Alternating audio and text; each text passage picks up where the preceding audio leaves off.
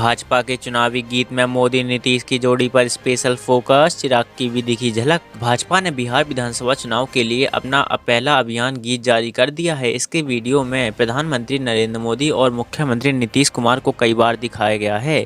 एकाध हिस्से में लोजपा के राष्ट्रीय अध्यक्ष एवं केंद्रीय मंत्री चिराग पासवान के अलावा एनडीए के दूसरे नेताओं की भी झलक है। पृष्ठभूमि में लालू प्रसाद और राबड़ी देवी के शासनकाल की झलकियां हैं, बाकी केंद्र और राज्य सरकार की उपलब्धियां हैं।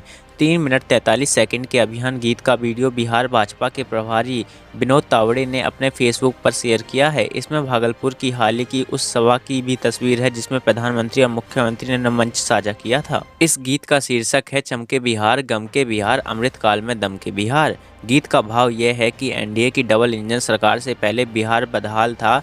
सड़क, बिजली, शिक्षा और स्वास्थ्य की हालत बहुत खराब थी। डबल इंजन की सरकार आई तो विकास को बढ़ावा मिला। आज राज्य का हर नागरिक खुशहाल है। भागलपुर इंटरसिटी के यात्रियों को रेलवे का तोहफा, पूरी तरह बदल जाएगी ये ट्रेन, नोटिफिकेशन हुआ जारी। भागलपुर से दानापुर के बीच चल रही इंटरसिटी एक्सप्रेस से सफ़र करने वाले यात्रियों को रामनवमी के लिए रेलवे ने बड़ी सौगात दी है। अब 23 मार्च से इंटरसिटी ट्रेन की देश की सबसे नवीनतम लिंक हाफ मैन बुश वाली ट्रैक से चलेगी। ट्रेन के सभी कोच एक से दूसरे से आपस में जुड़े रहेंगे। इससे यात्री किसी भी कोच में आ जा सकते हैं। अभी तक ये सुविधा नहीं थी। रेलवे ने इंटरसिटी के पुराने रैक को बदलने की तैयारी कर ली है। इसे लेकर अधिसूचना भी जारी कर दी गई है। इसी सप्ताह में नई रैक के साथ इंटरसिटी चलेगी। जनरल क्लास में 90 की जगह 106 सीटें एक कोच में होंगी। इसी तरह AC 3 और AC चेयर कार में बर्थ की संख्या बढ़ेगी और जनरल चेयर कार के 4 कोच भी रहेंगे। 3 लाख लोगों की बदलेगी किस्मत, नीतीश सरकार ने बना लिया प्लान, 223 अफसरों की हुई पोस्टिंग। भोजपुर जिले के अनुसूचित जाति बहुलाए 223 पंचायत के 750 से ज़्यादा अनुसूचित जाति वार्ड में विकास कार्यों की गति को तेज करने के लिए नए सिरे से 223 प्रभारी पदाधिकारियों की तैनाती की गई है। डीएम के द्वारा तैनात किए गए ये सभी पदाधिकारी एक ही इन महादलित वार्डों में बिहार सरकार के द्वारा चल रहे विभिन्न योजनाओं की मॉनिटरिंग करेंगे। इसके साथ ही यह सुनिश्चित करेंगे कि यहाँ रहने वाले अनुसूचित जाति परिवार को इन योजनाओं का लाभ मिल रहा है कि नहीं। योजनाओं का लाभ नहीं मिलने की स्थिति में पदाधिकारी अपनी देखरेख में लगभग 19 प्रकार की योजनाओं का लाभ लाभुकों को दिलाने का हर संभव प्रयास करेंगे। जिन योजनाओं का लाभ इन सभी को दिलाना है, इसके लिए स्वास्थ्य, शिक्षा, मनरेगा, जीविका, जल जीवनी, हरियाली और अन्य विभागों से जुड़ी हुई 19 प्रकार की योजनाएं शामिल हैं। खगड़िया के एसपी का रौद्र रूप, बहादुरपुर ओपी अध्यक्ष समेत 3 सिपाही और 2 चौकीदार हुए निलंबित। खगड़िया के एसपी राकेश कुमार ने बड़ी कार्रवाई की है। अनुशासनहीनता और संदिग्ध विभागीय आचरण को लेकर बहादुरपुर ओपी अध्यक्ष अजय कुमार, सिपाही नागेश्वर राम, मनोज कुमार, भीम कुमार और चौकीदारों में सुरेश कुमार व दीपक कुमार को तत्काल प्रभाव से निलंबित कर दिया गया है। एसपी द्वारा निलंबित अधीनस्थों के खिलाफ विभागीय कार्रवाई चलाने के लिए निर्देश दिए गए हैं। अगले आदेश तक बहादुरपुर ओपी अध्यक्ष की कमान राजेश्वर गुप्ता को सौंपी गई है। अलौली पडरी के आशुतोष कुमार ने एसपी से शिकायत की थी कि 13 मार्च को वो बोलेरो से बरिया गांव से करीब 2 बजे रात में अपने गांव को जा रहे थे कि पोखरा गांव के समीप बहादुरपुर ओपी की पुलिस द्वारा बोलेरो को जांच पड़ताल के लिए रोक लिया गया था। योगी सरकार का बड़ा फैसला, 1 लाख निर्धन कन्याओं का कराया जाएगा सामूहिक विवाह, 6000 करोड़ बजट हुआ पास। योगी सरकार 1 अप्रैल से शुरू हो रहे अगले वित्तीय वर्ष में 1 लाख से अधिक निर्धन कन्याओं का सामूहिक विवाह आयोजित करेगी। इस साल जुलाई माह में 1 लाख शुरू होते ही सामूहिक विवाह शुरू हो जाएंगे।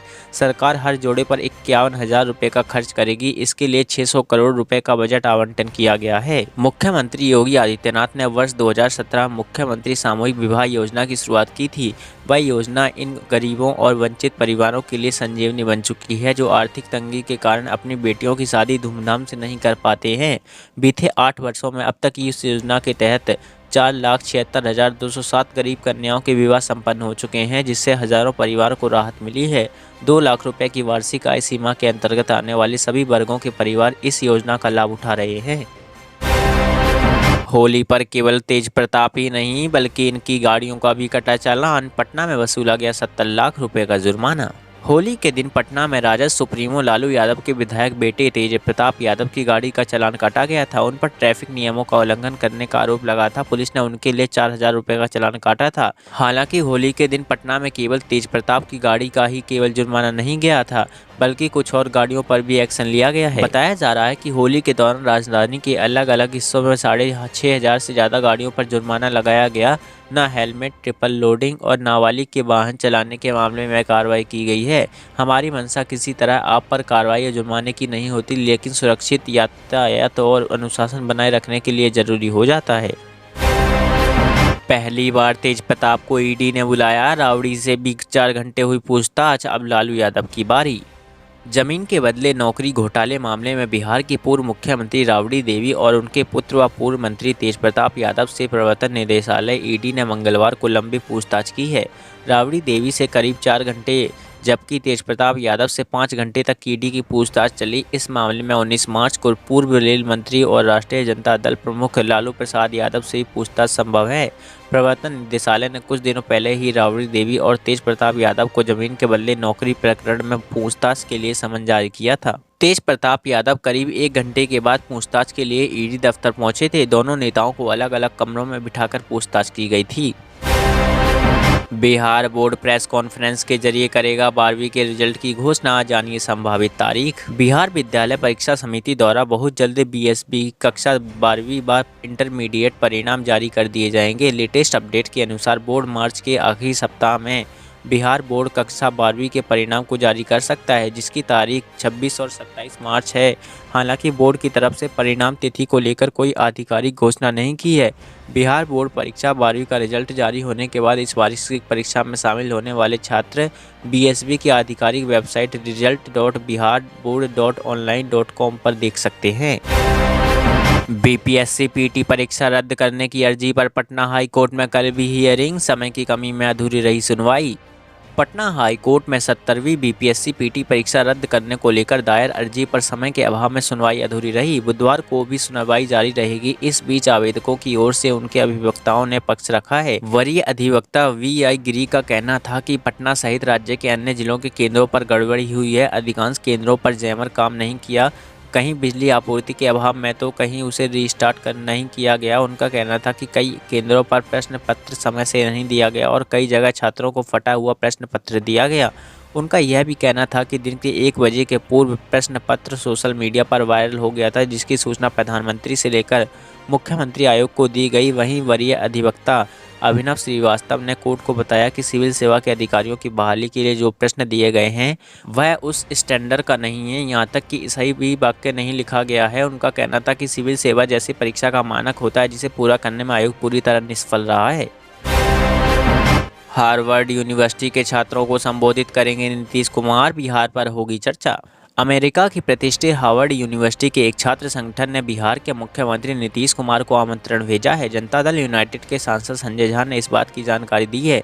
सांसद संजय झा ने बताया है कि हार्वर्ड यूनिवर्सिटी के छात्रों ने सीएम नीतीश से अप्रैल के महीने में ऑनलाइन समय मांगा है। सांसद ने यह भी बताया है कि हार्वर्ड यूनिवर्सिटी में सीएम बिहार के विकास और विजन पर चर्चा करेंगे। एक न्यूज़ चैनल से बातचीत में जेडीयू सांसद ने कहा कि खासकर इंफ्रास्ट्रक्चर, गुड अवेयरनेस और बिहार का आर्थिक विकास, यह उनकी नज़र का पूरा स्टडी केस है। बिहार के विकास को लेकर मुख्यमंत्री का क्या विजन है और बिहार के विकास में सीएम नीतीश का क्या रोल रहा है, उस पर चर्चा के लिए उन लोगों ने सीएम नीतीश से समय मांगा है। हालांकि ऑनलाइन ही समय मांगा गया है। तो ये थे आज के मुख्य और बड़ी खबरें। अगर आपको न्यूज़ पसंद आई हो तो वीडियो को लाइक और चैनल को सब्सक्राइब जरूर करें। धन्यवाद। बिहार में बढ़ेगी शिक्षकों की सैलरी, 7वें और 8वें वेतन आयोग पर आया जरूरी अपडेट। जी हां दोस्तों, शिक्षा मंत्री सुनील कुमार ने मंगलवार को विधानसभा में आए एक ध्यानाकर्षण के जवाब में कहा कि 7वें वेतन आयोग के तहत शिक्षकों को ग्रेड पे और लेवल निर्धारण पर वित्त विभाग की सहमति नहीं है। 8वें वेतन आयोग के लिए जब फिटमेंट कमेटी की गठन होगा तब इस पर सोचेंगे और वित्त विभाग की अनुशंसा की जाएगी।